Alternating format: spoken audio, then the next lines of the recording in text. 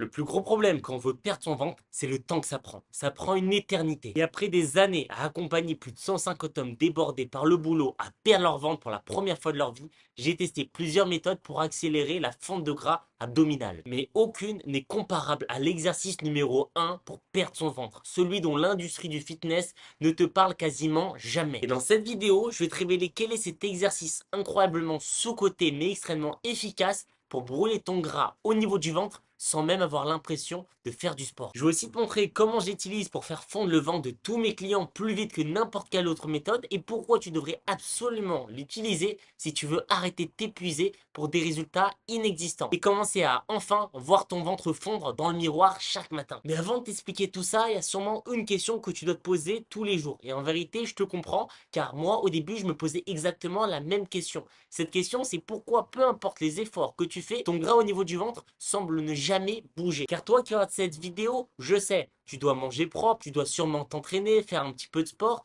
mais pourtant, cette bouée, elle persiste. Et ça, je te rassure, c'est pas que tes efforts sont mauvais, loin de là. C'est juste que ta génétique a mis ton ventre tout en bas de sa liste de priorités. En 1997, le docteur Bouchard a publié une étude prouvant que la perte de gras n'est pas uniforme. Certaines zones de ton corps possèdent des récepteurs qui freinent la libération du gras. Et pour la majorité des hommes, le ventre est la zone la plus tenace. Et pour mieux que tu comprennes, je vais te donner un petit exemple. Imagine une file d'attente au guichet d'une banque. Ton corps, il fait la queue dans l'ordre. Il s'occupe d'abord des gens au premier rang, les bras, le visage, le dos.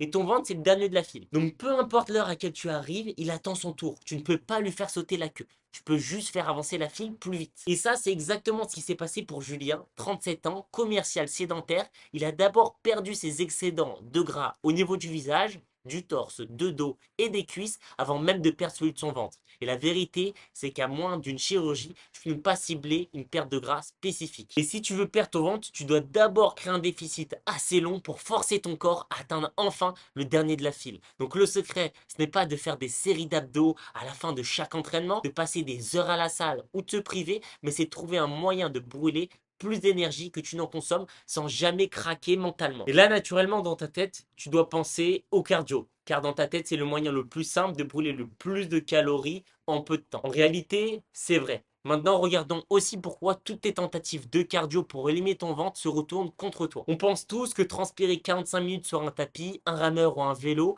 va carboniser le gras du ventre. Mais en 1958, le docteur Wyszynski a prouvé qu'il fallait un déficit de 3500 calories pour brûler 453 grammes de gras. Donc si tu cours à 10 km, tu brûles environ 12 calories par minute. Sur une séance de 30 minutes, c'est 360 calories. C'est l'équivalent de 2 croissants mangés en 120 secondes au comptoir de ta boulangerie. Donc toi, tu t'infliges une souffrance physique monumentale pour un bénéfice que tu peux littéralement effacer en 2 bouchées. Mais ça, c'est qu'une infime partie du problème, parce qu'en réalité, le vrai danger, il est ailleurs. La majorité des gens surestiment largement leurs dépenses énergétiques réelles. On a l'impression d'avoir déplacé des montagnes parce qu'on a transpiré, alors qu'en réalité, on a à peine entamé ses réserves. Et en conséquence, on finit par manger beaucoup plus. Et encore une fois, pour que tu comprennes mieux ce que je viens de t'illustrer, faire du cardio intense, c'est comme retirer de l'argent à un distributeur qui te prélève 80% de frais. Tu retires 100 euros, il t'en donne 20. Et une heure après, ton corps te réclame les 80 manquants sous forme de faim incontrôlable. Donc toi, tu finis par dépenser bien plus que ce que tu as retiré. Tu te donnes bonne conscience en te disant que tu as fait du sport.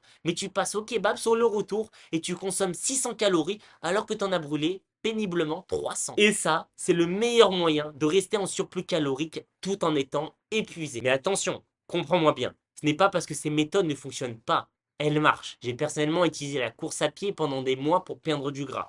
À l'époque, je pensais que c'était la clé absolue. Mais c'était brutal. Ça me flinguait l'énergie et c'est le dernier truc dont tu as besoin quand tu as une journée bien chargée. Je m'en rappelle en plus, je rentrais du sport complètement affamé et je passais toute la journée à lutter contre l'envie de compenser l'effort par la nourriture. Et la plupart du temps, j'appréhendais vraiment avant d'aller au sport. Jusqu'au jour où j'ai totalement arrêté d'aller à la salle de sport pour faire ma marche à pied. Donc toi, si tu veux vraiment perdre ton ventre et surtout le garder, tu as besoin de quelque chose que tu peux tenir sans que ton corps te réclame le triple des calories en retour. Maintenant que je t'ai expliqué tout ça, je vais te parler de cet exercice incroyablement sous-coté mais extrêmement efficace pour brûler le gras du ventre sans même avoir l'impression de faire du sport. Et tu verras, c'est le plus simple de tous pour rester en déficit calorique et perdre son ventre sans effort. Il s'agit de la marche. Et attends, je sais ce que tu penses. La marche ne brûle pas assez de calories, on ne peut pas perdre son ventre juste en marchant. Mais en réalité, je te comprends, parce que j'aurais dit exactement la même chose avant de l'avoir expérimenté sur moi-même, et surtout avant de l'avoir lu cette étude de 2021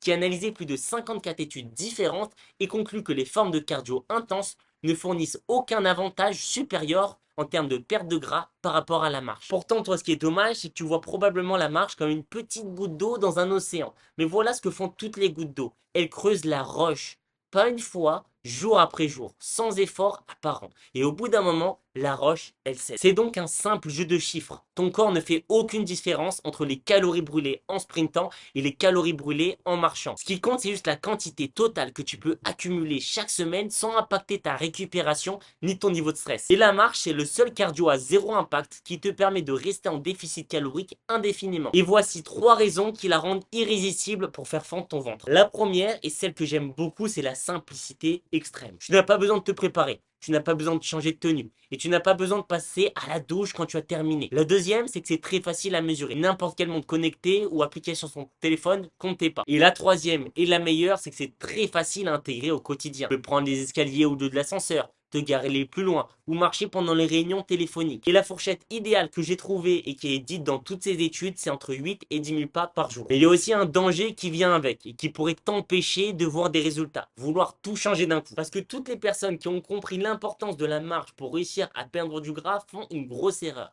Ils passent de 2000 à 12 000 pas en une seule journée. Donc ils s'épuisent et abandonnent tout au bout d'une semaine. Passer de 2000 à 12 000 pas du jour au lendemain, c'est comme vouloir monter un escalier de 50 marches en un seul saut. Personne ne fait ça. Tu marches marche après marche et un jour tu regardes en bas et tu réalises que tu es monté sans t'en rendre compte. Et pour ça, je vais te parler d'un client à moi, Jonathan, 42 ans, qui est consultant en déplacement permanent. Il stagnait à 3000 pas par jour et n'arrivait pas à en faire plus. Et en réalité, c'est la moyenne d'un homme aujourd'hui qui vit entre sa voiture et ses réunions. Mais au lieu de rajouter des corvées, on a simplement optimisé son agenda. Par exemple, ses réunions téléphoniques, il les passe désormais en marchant dans le couloir ou dans la rue avec ses écouteurs. 45 minutes de sédentarité transformées en 4000 pas gratuits. Pour ses déjeuners, on lui a instauré la règle des 10 minutes de marche systématiquement après avoir mangé, ce qui a non seulement augmenté son total de pas, mais aussi éliminé ses coups de barre de 15 heures. Pour ses trajets, il se gare à l'autre bout du parking et a banni l'ascenseur. Et ces simples ajustements, sans jamais mettre un pied sur un tapis de course, lui a fait perdre 2,3 kg sur 2 semaines, sans changer un seul gramme de son alimentation et sans ajouter la moindre séance de sport officielle. Et c'est ça la puissance de la marche. N'essaye pas d'être parfait, sois progressif. Commence par viser 2000 pas supplémentaires par jour. 1000 pas, c'est environ 10 minutes de marche. Donc il te suffit simplement de placer 2 fenêtres de 10 minutes dans ta journée pour voir tes premiers résultats. Et ton objectif final, je veux que ça soit absolument entre 8 et 10 000 pas. C'est là que se situe le pic de fonte de gras et les bénéfices pour ta santé. Mais en tout cas, ce que je veux que tu comprennes, c'est que le but n'est pas de te transformer en randonneur professionnel comme certains coachs qui n'ont pas ton emploi du temps voudraient te faire croire, mais c'est juste de faire tomber la goutte régulièrement jusqu'à ce que la roche cède. Comme je t'ai expliqué, moi j'avais l'habitude de finir mes séances avec des heures de cardio, avec une fatigue totale et des douleurs qui me suivaient partout, et tout a complètement disparu depuis que j'ai adopté cette méthode au quotidien. Donc voilà, c'est la fin de cette vidéo. J'espère que tu auras compris que la marche est vraiment l'exercice numéro 1 pour perdre ton ventre, pas parce que c'est magique, mais parce que c'est le seul que tu peux tenir indéfiniment sans que ton corps te sabote tout en retour, contrairement à du cardio intense qui est très difficile à tenir, qui augmente ta faim, ta fatigue et ton stress. Au passage, dans la description, il y a un lien Calendly pour réserver un call avec moi pour discuter de ta situation, de tes objectifs et de comment concrètement je pourrais t'aider à mettre un plan en place pour t'aider à perdre ce gras, perdre du ventre, prendre du muscle. Donc je t'invite à checker tout ça, c'est directement avec moi, pas de pression, tu connais. Aussi, n'hésite pas à aller sur mon Instagram, Elliot Zako, c'est dans la description. Je partage énormément de valeur et on se dit à demain pour la prochaine vidéo.